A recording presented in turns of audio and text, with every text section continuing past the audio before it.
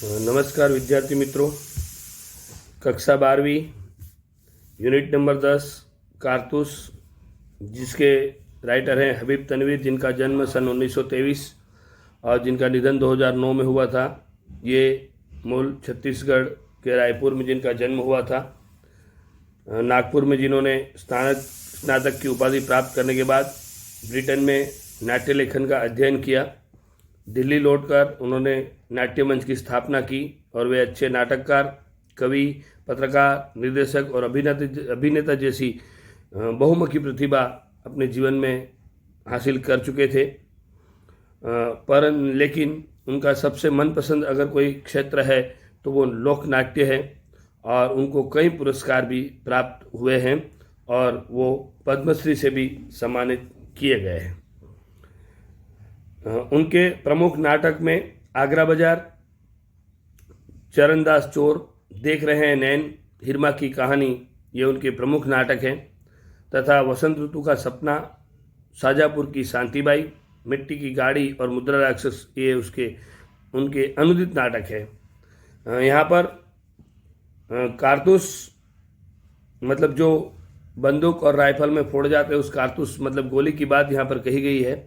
इस कारतूस के माध्यम से एक ऐसे जांबाज सिपाही की कहानी है जो अपने कारनामों के कारण पूरे भारत में मशहूर थे और भारत से जो अंग्रेज लोग भारत में आ चुके थे उनको भगाने के लिए उन्होंने जो मन में ठान ली थी वो बात यहाँ पर एक जांबाज सिपाही के माध्यम से हमारे सामने प्रस्तुत किया है।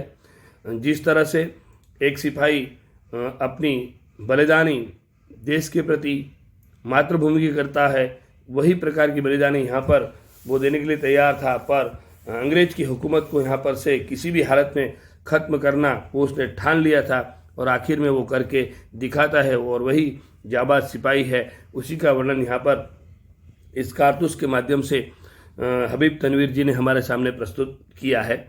इस एक प्रकार का नाटक है यह हम स्टेज पर अगर करना चाहें तो ये नाटक को हम स्टेज पर भी प्रस्तुत कर सकते हैं। इसमें कुल पात्र है कर्नल, लेफ्टिनेंट, सिपाही और सवार, मतलब टोटल 4 लोगों की ये एक नाट्य मंच है।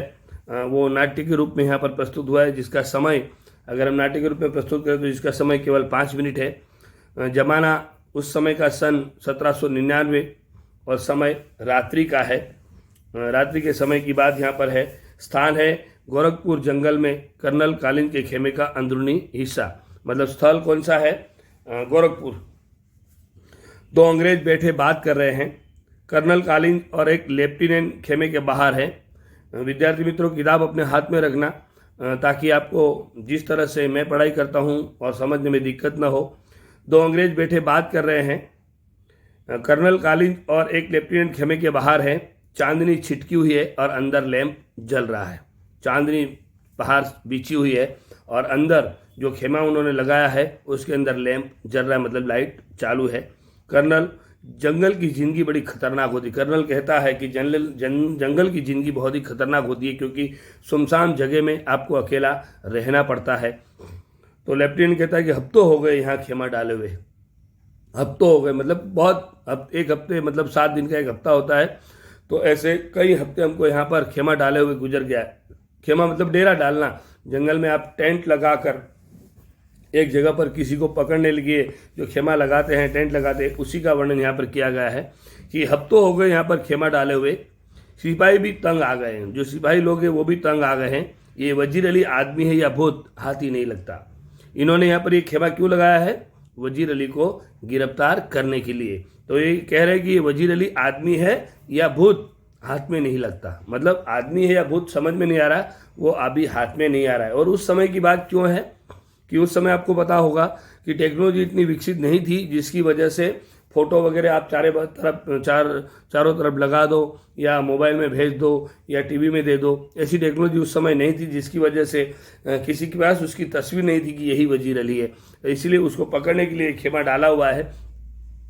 अब इस खेमे में किस तरह से काम हो रहा है उसी का वर्णन यहाँ पर कह रहे हैं कि भाई सिपाही लोग भी तंग आ गए हैं और ये वजीर अली आदमी है या भूत अभी हाथ में नहीं आ रहा है। कर्नल उसके अफसाने सुन के रॉबिन हुड के कारनामे याद आ जाते हैं। उसके अफसाने मतलब उसने जो काम किए हैं उसके कारनामे सुनकर उस समय रॉबिन हुड ने जो कारनामे किए थे वो सब सारे याद आ जाते हैं, यानी कि वो भी इस तरह से काम करता था। अंग्रेजों के खिलाफ उसके दिल में किस कदर नफरत है, मतलब अंग्रेजों के दिल में, उसके अंदर अंग्रेजों के प्रति उसके दिल में जो नफरत है उसी का वर्णन है। कोई 5 महीने हुकूमत की होगी, कितने, कोई 5 महीने जो उसने अपनी हुकूमत मतलब सत्ता चलाई होगी, मगर इस 5 महीने में वो अवध के दरबार को अंग्रेजी असर से बिल्कुल पार कर देने में तकरीबन कामयाब हो गया था। मतलब उसने 5 महीने हुकूमत की थी, पर इस 5 महीने के अवध के दरबार में उसने अंग्रेजी हुकूमत को पूरी तरह से नाकामयाब कर दिया, मतलब वो पूरी तरह से उनको हटाने में कामयाब हो गया था। लेफ्टिनेंट कहते हैं कर्नल खालिद, ये शहादत अली कौन है? कर्नल खालिद से प्रश्न कर रहे हैं कि ये शहादत अली कौन है? तो कर्नल कहता है कि आसिफ उद्दौला का भाई है। कौन है वो? कर्नल खालिद बोले कि आसिफ उद्दौला है, उसका भाई है। कर्नल खालिद से कहते हैं कि भाई ये शहादत अली कौन है? तो बोले कि आसिफ उद्दौला है, उसका भाई है। कौन से उससे पूछ रहे हैं? ये कर्नल खालिद से प्रश्न लेफ्टिनेंट पूछ रहे हैं कि भाई आसिफ उद्दौला का शहादत अली भाई है, वजीर अली का और उसका दुश्मन, और वजीर अली का और उसका दुश्मन। असल में नवाब आसिफ उद्दौला के यहाँ कोई लड़के की उम्मीद नहीं थी, मतलब आसिफ उद्दौला था ना नवाब राजा, उसके यहाँ कोई लड़के की उम्मीद नहीं थी, कोई की उनको संतान नहीं थी। वजीर अली की पैदाइश को शहादत अली ने अपनी मौत का ख्याल किया, और उन्होंने सोचा कि वजीर अली की पैदाइश है, उसको शहादत अली ने अपनी मौत का ख्याल किया, भाई उसको अगर हम बुला ले, रख ले तो हमारे यहाँ अच्छा हो जाएगा। लेफ्टिनेंट मगर शहादत अली को अवध के तख्त पर बिठाने में क्या मसलहत थी, मतलब शहादत अली को वहाँ बिठाने का मतलब क्या था? तो कहने लगता है शहादत अली हमारा दोस्त है और बहुत ऐस पसंद आदमी है, इसलिए हमें अपनी आधी मुंह मलिकत मतलब जायदाद दौलत दे दी और 10 लाख रुपए नकद दे दिए। मतलब शहादत अली को वहाँ में भेजने में क्या हुआ कि उन्होंने जो अपनी मिलकत थी, अपनी जायदाद थी, दौलत थी, वो दे दी, और जो आधी दौलत थी वो दे दी, और करीबन 10 लाख रुपए नकद भी दे दिए। अब वो भी मजे करता है और हम भी, और अब वो भी मजे कर रहा है और हम भी मजे कर रहे हैं, मतलब वहाँ उसको दे देने के बाद हमको ये फायदा हो गया।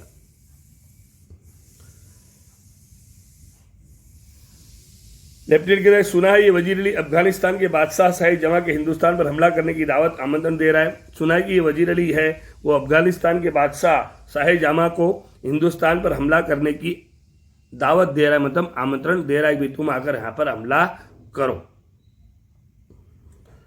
कर्नल कहते हैं अफगानिस्तान को हमले की दावत सबसे पहले असल में टीपू सुल्तान ने दी। शुरुआत में भाई कि असल में इसको दावत किसने दी, बोले कि टीपू सुल्तान ने दी थी।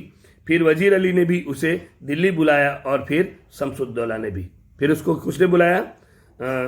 वजीर अली ने भी और शमसुद्दौला ने भी उसको वहाँ पर बुलाया। लेफ्टिनेंट कहते कौन शमसुद्दौला? तो कर्नल कहते हैं नवाब बंगाल का निस्पति रिश्ते भाई और बहुत ही खतरनाक आदमी है, मतलब वो कोई सामान्य आदमी नहीं। जो शमसुद्दौला है वो नवाब बंगाल का निस्पति रिश्ते भाई है और बहुत ही खतरनाक आदमी है।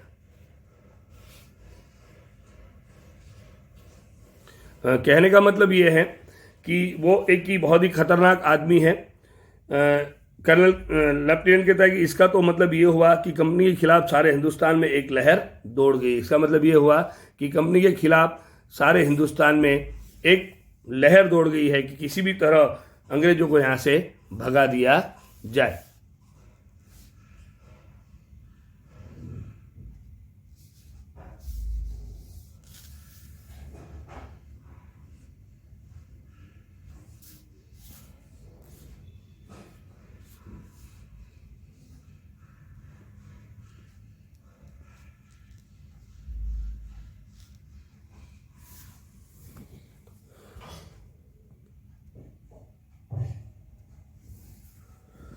करने लगे जी हाँ, और अगर ये कामयाब हो गए तो बक्सर और प्लासी के कारनामे धरे रह जाएंगे और कंपनी जो कुछ लॉर्ड क्लाइव के हाथों हासिल कर चुकी है लॉर्ड वेसेल्सी के हाथों सब खो बैठेगी। और कहा जाता है कि जिस तरह से उन्होंने जो किया था वो सब कुछ वो हासिल कर सकेगी और वो चला जाएगा।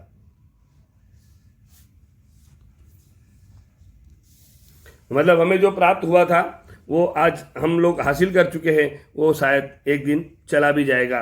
मतलब लॉर्ड क्लाइव के हाथों प्राप्त किया था और लॉर्ड वेसेल्सी के हाथों जब तो चला जाएगा। लेफ्टिनेंट वजीर अली की आज़ादी बहुत खतरनाक है। हमें किसी न किसी तरह इस शख्स को गिरफ्तार करना ही चाहिए या कर लेना चाहिए। अगर हम इसको गिरफ्तार नहीं करेंगे तो हमारे लिए बहुत बड़ी परेशानी हो सकती है, इसलिए हमें इसको गिरफ्तार करना चाहिए। कहना था कि पूरी एक फौज लिए उसका पीछा कर रहा हूं और बरसों से वो हमारी आंखों में धूल झोंक रहा है। हम पूरी एक फौज लेके उसका पीछा कर रहे हैं बरसों से और ये हमारी आंखों में धूल झोंकता हुआ भाग रहा है और इन्हीं जंगलों में फिर रहा है और हाथ नहीं आता, और इसी जंगलों में ये आसपास घूम रहा है और ये हाथ नहीं आ रहा है। उसके साथ चंद जाबाज है, मुट्ठी भर आदमी है, मगर ये दमखम है। भले उसके पास आदमी कम है पर मुट्ठी भर आदमी है, पर ये दमखम आदमी कोई सामान्य आदमी नहीं है, बहुत खतरनाक आदमी है। लेफ्टिनेंट सुना है वजीर अली आज जाती तौर पर से भी बहुत बहादुर आदमी है। सुना है कि ये जाती तौर पर बहुत ही बहादुर आदमी है। कहने कहता है कि बहादुर न होता तो ये कंपनी के वकील का कत्ल कर देता। अगर ये बहादुर नहीं होता जो कंपनी का वकील था उसका कत्ल नहीं करता था। सचमुच वो बहुत ही खतरनाक और जालिम इंसान है। लेफ्टिनेंट, ये कत्ल का किस्सा क्या हुआ था कर्नल? मतलब ये कत्ल का किस्सा क्या होता है ये तो सुनाओ। कर्नल कहता है कि किस्सा क्या हुआ था, उसको उस पद से हटाने के बाद हमने वजीर अली को बनारस पहुंचा दिया था और 3 लाख रुपया सालाना वजीफा मुकर्रर कर दिया। उसको उस पद से हटाने के बाद हमने क्या कर दिया कि वजीर अली को कहाँ पहुंचा दिया? बनारस पहुंचा दिया और सालाना 3 लाख रुपये वजीफा भी मुकर्रर कर दिया। भाई सालाना 3 लाख रुपये दिया जाएगा। कुछ महीने बाद गवर्नर जनरल ने उसे कलकत्ता तलब किया और कुछ महीने के बाद गवर्नर जनरल ने क्या किया? वजीर अली को कलकत्ता ट्रांसफ़र कर दिया, तलब कर दिया, मतलब उसकी ट्रांसफ़र कर दी गई। वजीर अली कंपनी के वकील के पास गया जो बनारस में रहता था। वजीर अली कहाँ गया? कंपनी के वकील के पास गया कि किसी भी तरह मेरा जो तलब है उसको रोक दिया जाए, मतलब मेरी ट्रांसफ़र को रोक दिया जाए। और शिकायत की और मैं बनारस में रहता था और उससे शिकायत की गवर्नर जनरल उसे कलकत्ता क्यों तलब करता है? वकील ने शिकायत की परवाह न की थी। बस वो शिकायत करने के बाद किसी भी तरह गवर्नर जनरल किससे कहकर मेरी जो तलब है उसको रुकवा दिया जाए, पर उस वकील ने उनकी बिल्कुल सुनी नहीं और उसकी बात पर ध्यान नहीं दी, उसकी शिकायत पर परवाह नहीं की, उल्टा उसे बुरा भला सुना दिया और सामने से वकील ने उसको बुरा भला सुना दिया। वजीर अली को दिल में यूं भी अंग्रेजों के खिलाफ नफरत फूट फूट कर भरी है और वजीर अली के मन में वैसे भी अंग्रेजों के खिलाफ बहुत ही नफरत भरी हुई थी। उसने खंजर से वकील का काम तमाम कर दिया और उसी जगह पे तुरंत उसने अपना खंजर निकाला और वकील को मार डाला, मतलब उसका काम तमाम कर दिया। लेफ्टिनेंट और भाग गया। कर्नल अपने जानिसारों समेत आजमगढ़ की तरफ भाग गया। आजमगढ़ के हुक्मरान ने उन लोगों को अपनी हिफाजत में घाघरा तक पहुंचा दिया। अब ये कारवां इन जंगलों में कई साल से भटक रहा है और वहाँ से ये आजमगढ़ से आगे घाघरा तक पहुंच गए और आज ये कारवां पूरा, मतलब उसकी सारी कंपनी कहाँ घूम रही है? इस आसपास के जंगलों में कई सालों से भटक रही है। लेफ्टिनेंट, मगर वजीर अली की स्कीम क्या है? कर्नल कहता है स्कीम ये है कि किसी तरह वह नेपाल पहुंच जाए, अफगानी हमले का इंतजार करे, अपनी ताकत बढ़ाए, शहादत अली को उसके पद से हटाकर खुद अवध पर कब्जा करे और अंग्रेजों को हिंदुस्तान से निकाल दे। बस ये उसकी योजना है कि भाई उसकी स्कीम ये है कि किसी तरह वो नेपाल पहुंच जाए, अफगानी हमले का इंतजार करे, अपनी ताकत बढ़ाए, शहादत अली को उसके पद से हटाकर खुद अवध पर कब्जा करे और अंग्रेजों को हिंदुस्तान से निकाल दे। बस ये उसकी पॉलिसी है। लेफ्टिनेंट, नेपाल पहुंचना तो कोई ऐसा मुश्किल नहीं है, मुमकिन है कि पहुंच गया हो। नेपाल पहुंचना उसके लिए कठिन नहीं है, मुश्किल नहीं है, वो मुमकिन है कि वो पहुंच भी गया हो। कर्नल, हमारी फौजें और नवाब शहादत अली खां के सिपाही बड़ी सख्ती से उसका पीछा कर रहे हैं। हमें अच्छी तरह मालूम है कि वो इन्हीं जंगलों में छिपा हुआ है, मतलब यहीं पर आसपास है। एक सिपाही तेजी से दाखिल होता है। लेफ्टिनेंट कर्नल अंदर बैठे ये बात कर रहे थे, उसी समय सिपाही बाहर से उस कमरे में आता है। कर्नल उठकर क्या बात है? तो कर्नल लेफ्टिनेंट कहता है कि दूर से गर्द उठती दिखाई दे रही है। कर्नल, सिपाहियों से कह दो कि तैयार रहे और अपने जो बाहर सिपाही खड़े हैं उनसे कह दो कि तैयार रहे। सिपाही सलाम करके चले जाता है। लेफ्टिनेंट जो खिड़की से बाहर देखने की मसरूफ था, मतलब खिड़की एक ऐसी बनाई थी जिससे बाहर का दिखाई देता था, वो वहाँ खड़े हो गए। गर्द तो ऐसी उड़ रही जैसे कि पूरा एक काफिला चला आ रहा हो, मगर मुझे तो एक ही सवार नजर आता है। लेफ्टिनेंट कहता है कि भाई गर्द, धूल तो ऐसे उड़ रही है जैसे कि पूरा काफिला आ रहा हो, पर लगता है कि केवल एक ही सवार नजर आ रहा है, मतलब केवल एक ही व्यक्ति आ रहा है। कर्नल खिड़की पर जाकर, हाँ एक ही सवार है, सरपट घोड़ा दौड़ाए चला आ रहा है। मतलब बहुत जल्दी से, सरपट मतलब जल्दी से, बहुत तेजी से घोड़ा दौड़ाता हुआ यहाँ पर आ रहा है लेफ्टिनेंट, और सीधा हमारी तरफ आता मालूम होता है। लगता है कि ये सीधा हमारी तरफ ही आ रहा है। कर्नल ताली बजाकर सिपाही को बुलाता है, ताली बजाकर सिपाही को बाहर से बुलाता है। कर्नल सिपाही से कहो कि इसे सवार पर नजर रखे कि ये किस तरफ जा रहा है। और सिपाही से कहा कि भाई इसके ऊपर नजर रखो, सारे सिपाही से ध्यान रखो कि भाई ये किस तरफ जा रहा है। सिपाही सलाम करके चला जाता है। लेफ्टिनेंट कहता है सुबह की तो कोई गुंजाइश नहीं है, तेजी से इसी तरफ आ रहा है। मतलब शक की कोई गुंजाइश नहीं है, वो हमारी तरफ ही आ रहा है। टापों की आवाज़ बहुत करीब आकर रुक जाती है, और घोड़ों की आवाज़, घोड़े के टापे की आवाज़ जो थी, पैर की आवाज़, वो नज़दीक आकर रुक जाती। मतलब वो घोड़े सवार यहीं पर आकर रुक गया है।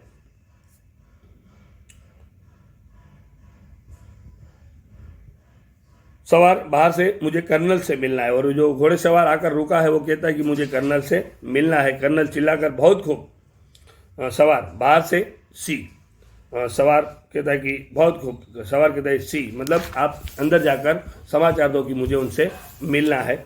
सिपाही अंदर जाकर हुजूर सवार आपसे मिलना चाहता है, कर्नल भेज दो। लेफ्टिनेंट वजीर अली का कोई आदमी होगा, हमसे मिलकर उसे गिरफ्तार करवाना चाहता। हो सकता है ये वजीर अली का आदमी होगा जो हमसे मिलकर उसको गिरफ्तार करवाना चाहता होगा, इसलिए अंदर भेज दो। कर्नल खामोश रहो। सवार सिपाही के साथ अंदर जाता है। सवार आते ही पुकार उठते हैं तन्हाई तन्हाई, मतलब हमें एकांत चाहिए, इसलिए आप किसी को यहाँ पर रहने मत दो। कर्नल साहब यहाँ कोई गैर आदमी नहीं है, आप राजे दिल कह दे, मतलब आप चिंता मत कीजिए, यहाँ कोई बाहर का आदमी नहीं है, हमारे आदमी है, इसलिए आपको जो कहना हो आपके दिल से, मन से आप कह दीजिए। सवार कहता है दीवार हमगोश दारत तन्हाई, मतलब दीवार के भी कान होते हैं, इसलिए हमें केवल तन्हाई चाहिए, अकेलापन चाहिए, इसलिए आप अकेलापन कर दीजिए।